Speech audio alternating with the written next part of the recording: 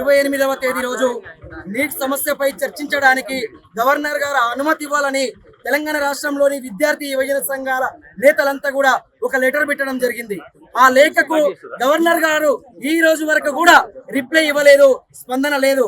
కాబట్టి మేము విద్యార్థి యువజన సంఘాలుగా 24 లక్షల మందికి జరిగిన అన్యాయం మీద గవర్నర్ దగ్గరికి చర్చించడానికి పోతా ఉన్నాం.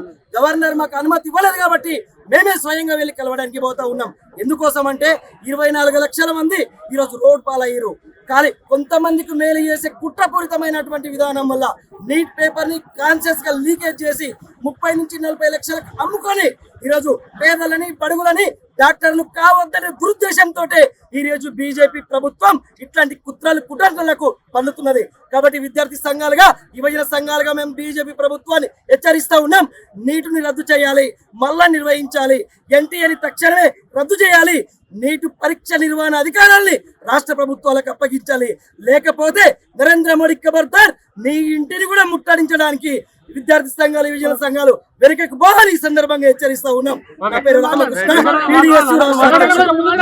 గత 10 రోజులుగా తెలంగాణ రాష్ట్ర వ్యాప్తంగా 70,000 మంది తెలంగాణలో ఉన్న విద్యార్థులు ఎవరైతే నీట్ ఎగ్జామ్ రాసిర్రో ఆ ఎగ్జామ్ లో అవకతవకలు జరిగినాయి.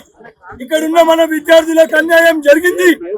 దానితో పాటు దేశవ్యాప్తంగా 24 లక్షల మంది విద్యార్థులు ఎగ్జామ్ రాసిన తర్వాత గ్రేస్ మార్క్స్ కానీ ఏదైతే గుజరాత్ గాని బీహార్ గాని హర్యానా గాని బీజేపీ వాళ్ళకి సంబంధించిన ఉన్న పాలిట రాష్ట్రాల్లో ఈ పేపర్ లీకేజ్ అయినాయి. గ్రేస్ మార్క్స్ ఇచ్చి 24 లక్షల మంది విద్యార్థులకు అన్యాయం జరిగిందని స్పష్టత వచ్చినప్పటికీ కూడా బీజేపీ పార్టీ ఏదైతే సంబంధించి ప్రధానమంత్రి నరేంద్ర మోడీ గారు కానివ్వండి, తెలంగాణ రాష్ట్రంలో ఉన్న కేంద్ర మంత్రులు బండి సంజయ్ కిషన్ రెడ్డి కానివ్వండి, ఈ అంశానిపైన నోరు మెదపకుండా ఈ సమస్య పరిష్కరించే దిశగా అడుగులేయకుండా ఈ నీట్ ఎగ్జామ్ ని రద్దు చేసి మళ్ళీ నీట్ ఎగ్జామ్ ని కండక్ట్ చేయకుండా ఎన్టీఏని రద్దు చేయకుండా వీళ్ళన్నింటినీ వెనకేసుకొని వస్తూ 70,000 మంది తెలంగాణలో విద్యార్థులకి 24 లక్షల మంది ఏదైతే దేశవ్యాప్తంగా ఎగ్జామ్ రాసిన విద్యార్థులకు అన్యాయం చేసే ప్రయత్నం చేస్తారు.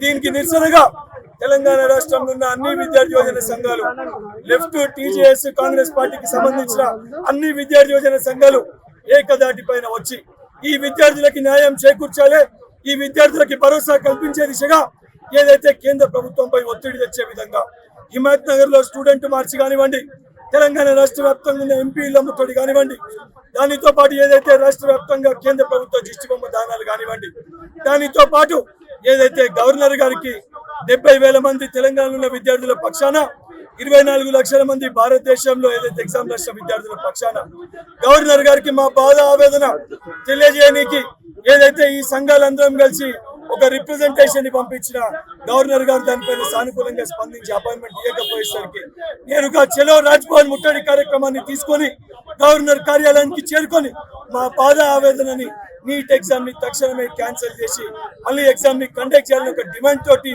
ఈ రోజు ఈ కార్యక్రమాన్ని తీసుకోవడం జరిగింది. ఇప్పటికన్నా కేంద్ర ప్రభుత్వం ఈ అంశం పైన స్పందించకపోతే పెద్ద ఎత్తున ఇందిరా పార్క్ దగ్గర ఒక మహాధర్నా కూడా పూనుకుంటాము.